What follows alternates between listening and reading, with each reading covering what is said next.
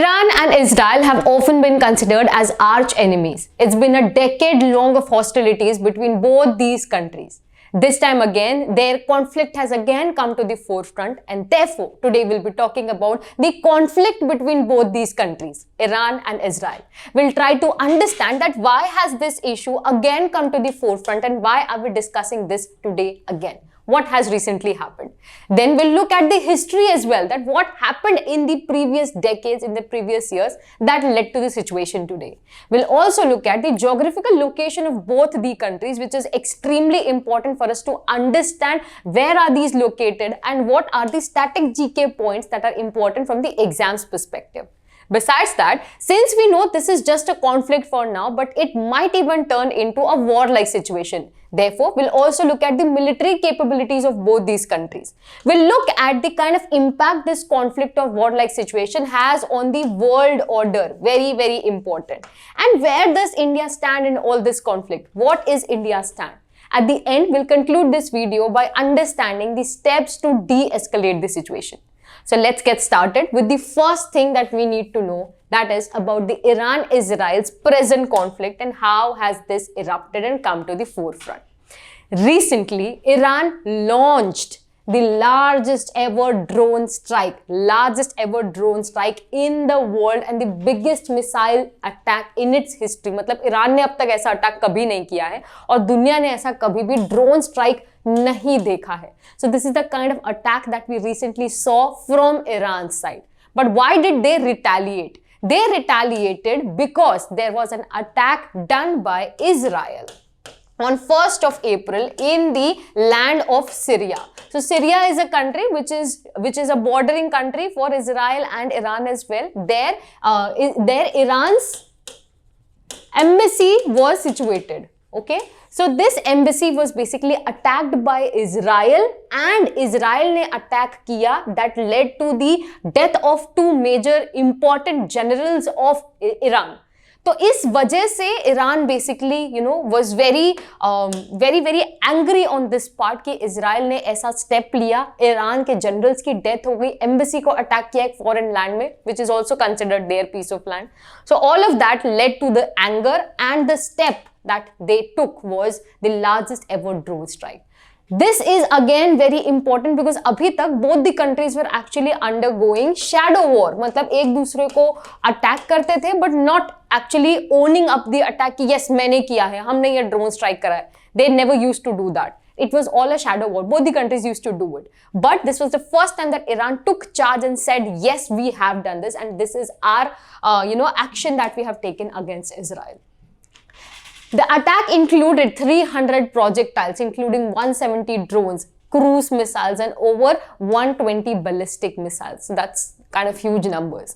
This action is seen as a retaliation for a deadly strike on Iran's consulate in Damascus, Syria. So that's what I told you about. This whole operation by Iran is being termed as True Promise, and all the actions and the instructions that are coming from Iran are actually coming straight from the leader, that's the president. He is said to be saying these words that the tiniest invasion of its territory would bring a massive and harsh response. मतलब अगर कुछ भी किया जाए Iran के साथ, that is going to be backed off with harsh response from Iran. So that's what is coming from the supreme leader. This is today's situation. Now let's understand what happened in the history. So let's start with 1925 to 1975. Iran was basically ruled by Pahlavi dynasty under Mohammad Reza Shah's rule. He was basically an open ruler. He vouched for women empowerment and major growth, and more was a westernist in his approach. So that's how Iran basically flourished under his rule. Meanwhile, I also want to tell you about Israel and Palestine. They are also fighting a war among themselves, and the whole world is divided between supporting Israel or supporting Palestine. Here, before 1979, I want to tell you that Iran actually supported Israel and said that we are there to support you. आप जो भी करें हम कर सकते, आपको जो है support करेंगे. Showing their support, they also recognized them as a country in 1948. They were the second Muslim majority country ऐसा करने वाले. If you want to understand Israel और Palestine के बीच में क्या issue चल रहा है, I have actually pinned down a video right below this video. That's a YouTube video I made, so you can understand there as well. Now, they also showed their support in the first Arab-Israeli war by not actually participating in it, and that's how they supported कि Israel के साथ ही है हम लोग. Later, after the war, periphery doctrine was adopted by Israel, and they wanted to have some friendly relations with the countries आसपास जितनी भी, क्योंकि war हुई थी इसके पहले. So here, all the relations between Iran and Israel were good, they were growing better. But something changed in 1979. It is the Islamic Revolution. The Islamic Revolution overthrew the rule of Muhammad Reza Shah and came in Ayatollah Khomeini.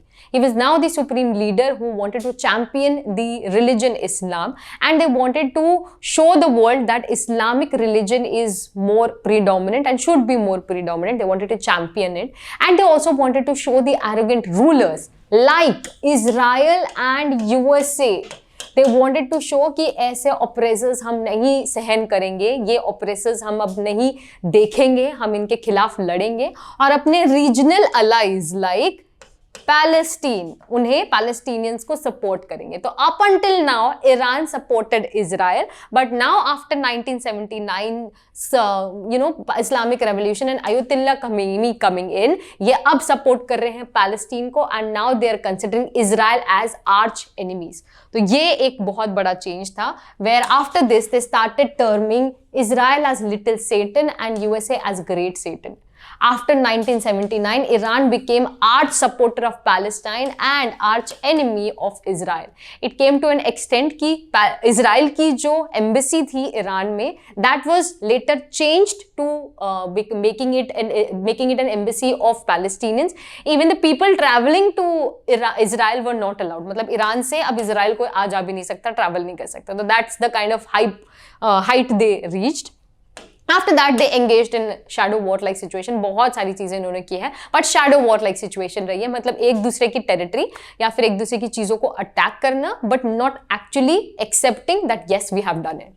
So this is a little history between Iran and Israel. And today it has come down to an extent that Iran does not recognize Israel's right to exist and seeks its eradication. They literally say कि Israel को यहाँ exist ही नहीं करना चाहिए.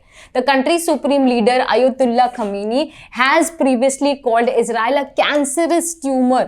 They have been called as cancerous tumor that will undoubtedly be uprooted and destroyed. So these are some really hard words coming from the supreme leader of Iran. Now let's understand about the geographical location of Iran and Israel, because I want you to know where is this situated altogether. तो ये एक Middle East country वाला area है. Just go ahead and just map it out for yourself, because that will give you a clearer idea. I also want to tell you a little about the location. If you can look at it here clearly, you'll see that here we have Sea of Galilee. These are some physical features that I'm telling you. इससे question आ सकते हैं. Okay, let's just start with the neighboring countries first. Neighbors में we have Egypt, we have Jordan, we have Syria. Besides that, when we look at the physical features of this country, we have the Sea of Galilee, we have the Dead Sea here, we have the Jordan River here, and we have the Mediterranean Sea. So these are some water bodies around Israel. Okay, so this is we are talking about Israel here. We have a Negev desert, and we have a Galilee plateau kind of situation here, and we also have Golan Heights. Golan Heights में भी बहुत पहले attack वगैरह हुआ था. So these are the areas that you need to look into. And अगर आप इसे politically देखेंगे, so this is how it looks like. We again have Egypt. See here, we have the Gulf of Aqaba just towards the southern part. So that's also one water body that we might miss. So these are all the physical and political features of Israel. In similar fashion, let's look at Iran as well. ये भी आपको Middle East country के ही आसपास मिल जाएगी. When you look at Iran, you have Saudi Arabia, you have Iraq, you have Turkmenistan, Afghanistan and Pakistan just near it. Water bodies की बात करते, it has a lot of things going on. Caspian Sea towards the northern side. We have the Persian Gulf, we have the Strait of Hormuz, very very important, and the Gulf of Oman. तो यहाँ से काफ़ी ज़्यादा चीज़ें travel करती हैं, बहुत ज़्यादा business भी होता है, and India's interest is also here in Iran because we have our Chabahar port that we built here in Iran. So that's also very very important. Now we have Kavir Desert, Zagros Mountains here, and Lut Desert here basically. And the capital here is Tehran. So these are some again political physical features that you need to know. आसपास की countries भी मैंने आपको बता दी, water bodies बता दी. तो these are few features that you have to know. Besides that, let's talk about static GK. Iran is also known as Persia. Capital is Tehran. We have Chabahar port by India. The supreme leader here is Ali Khamenei. Yes, we talked about him. President is Ibrahim Raisi. Legislature is called as the Islamic Consultative Assembly, and Iran is basically member of United Nations and OPEC, G77, SCO, BRICS, etc. Similarly, Israel's capital is Jerusalem. Official language is Hebrew. Unitary Parliament Republic system है इनका. President is Isaac Herzog. Prime Minister is Benjamin Netanyahu. And Parliament is called as Knesset. ये matching के लिए भी question आता है कभी कभी. Now let's look at the military capabilities of both these countries. जहाँ से थोड़े बहुत questions आ सकते हैं. Talking about Israel first. So Israel is one of the best countries that produce and manufacture such powerful military weapons. And they have also helped India in times of crisis as well, and they are actually considered worldwide as one of the most powerful military forces. They have advanced military technology. Their intelligence जो bureau है उनका Mossad कहा जाता है, they are also really highly regarded worldwide. They have their equipments very sophisticatedly placed. जैसे उनका Air Force में they have F-15s, F-16s, they have UAVs as well. So they have a lot of sophisticated material, and their Iron Dome system is again worldwide known. So अभी जो attack हुआ था Iran से, it was this Iron Dome that actually protected their country. And जितनी भी ballistic missiles और ये सारी आई हैं, ये Iron Dome protect कर सकता है. तो this is basically a short range protective shield kind of system that has been in place. It's really highly sophisticated, that comes from Israel. So this is also one question that you can expect. This was about Israel. Now talking about Iran's IRGC, that is Islamic Revolutionary Guard Corps. So this is basically a separate branch of the Iranian armed forces, and they were established in the year 1979 after the Islamic Revolution, and they are pretty solid and pretty important in the country Iran, because being an armed force kind of thing, फिर भी इनका जो importance है वो economic sphere में और political sphere में काफी ज्यादा है. मतलब what ever they say, whatever their leader says has to have an impact in the economic domain and in the political domain as well. So that's the kind of importance, that important role that they play. They have developed indigenous missile programs as well. They have their air defense system, which is said to be having a range of somewhere around 450 kilometers as well. And they also have a hypersonic ballistic missile called as Fatah. And जो अभी attack किया गया था, they said कि हम सिर्फ आपको डराने के लिए कर रहे हैं, वरना हम अपनी Fatah जो है hypersonic ballistic missile, we must have used it otherwise. तो ये अभी यूज नहीं की गई है इस कॉन्फ्लिक्ट में. Since this conflict might turn into a warlike situation, I also wanted to tell you about the nuclear status of both the countries. As of now, as of today, we have 9 countries that have declared their nuclear weapons, which includes USA, Russia, China, France, UK, India, Pakistan, Israel, North Korea. They all have nuclear weapons and they have declared it. मतलब North Korea के पास somewhere around 75 to 400 nuclear warheads है. But here we don't see the name Iran. It is said and it is claimed that they have nuclear weapons with them. They have enriched it for their access, for their use later anytime, but they have not declared it. So that is what is accused by Israel as well. So अगर ये declare कर देते, इन पे काफी ज़्यादा restrictions लगाए जाते. That's why they haven't declared it. So that's the status as of now. This is also one of the question that can be asked कि अभी कौन सी countries के पास nuclear warheads है. Now, how will this war basically impact the whole world? That's one thing that we need to know, that how is this going to impact the world order? Israel's response, if this attack, इतना बड़ा attack किया Iran ने, अगर retaliate कर दिया Israel ने उसके ऊपर, then that would increase or disrupt the regional peace. Basically it would escalate the whole issue. We have already seen Israel Palestine issue going on. तो अगर एक और war like situation देखने मिलेगी तो मिडिल ईस्ट, जहाँ से बहुत ज़्यादा oil supplies आते हैं, we are dependent heavily on 80% of India's oil needs are imported, and अगर major oil producing nations like Iran, अगर वो अपने channels रोक दे तो हमें बहुत problem होगी. So that is going to possibly disrupt if a war erupts तो डिस्टर्ब हो जाएंगे. अगर ऑयल रुक जाएगा तो हमारे जितना ट्रैवल है, जितना सप्लाई है, that chain is going to be disrupted, eventually leading to inflation. मतलब अगर ट्रैवलिंग का खर्चा is increase, then the prices of the products are also increase, ultimately leading to महंगाई और inflation. And in turn the travel disruptions would also increase because we have seen अगर war like situation एक पूरे region में होती है, then the air spaces are also blocked for a while कि यहाँ अपना plane वगैरह नहीं ले जा सकते, तो that would also increase the disruptions in this area. So yeah, that's how this war is going to impact the whole situation in Middle East. Who are the allies of Iran and Israel? Iran has lately developed good relations with Russia, and it has now developed this axis of resistance. Axis of resistance मतलब their own friendly nations जो अगर कभी भी problem पड़े तो directly Israel या फिर USA को अटैक कर सके. So this axis of resistance now is including Russia over the years, and it already has Lebanon, Syria, Iraq, Bahrain, Yemen, and some Palestinian regions under its influence or under its control. In similar fashion, if we talk about Israel, so Israel has developed good diplomatic relations with United Nations countries, and it has good relations with countries like USA, which will back it up in case of war. Not just USA, UK, Australia, France, Norway, Austria, Germany, India, Canada and Poland, they are all good supporters of Israel. Now let's talk about India. India has stakes with both the countries. Israel has provided us, weapons in times of crisis, in times of war, even during the Kargil war.